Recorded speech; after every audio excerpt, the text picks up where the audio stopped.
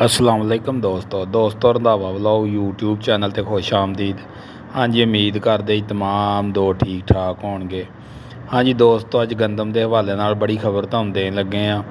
तो गंदम के जिहड़े रेट ने इस्लामाबाद, गुजरांवाला, लाहौर, फैसलाबाद दीयां लोकल मार्किटां ते कुछ मंडियां दे रेट वो दोस्तां नाल जिहड़े वो शेयर करते हैं। तो गल कुछ इस तरह वा कि जिहड़ा गंदम का रेट आ वो बिल्कुल जिहड़ा कह लो भी बिल्कुल दिनों दिन ही कोई 100-200 रोज़ के हिसाब नाल घटना शुरू हो गया।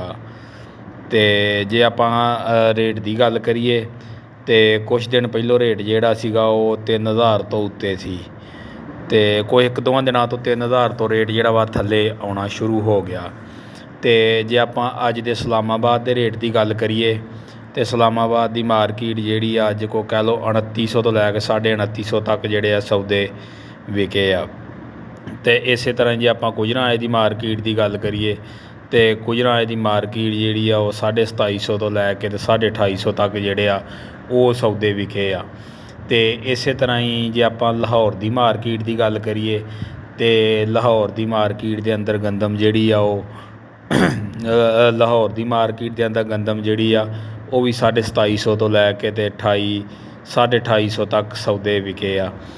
तो जे आपां फैसलाबाद की लोकल मार्किट की गल करिए तो लोकल मार्किट दे विच जिहड़े कोई चक्कियां वगैरा वाले छानने वाले आ, खाण पीण वाले, घरां नूं लैण वाले आ, उन्हां दा कह लो अज को 3000 तो 3100 तक 31-3200 तक रेट जिहड़ा वा हो रहा।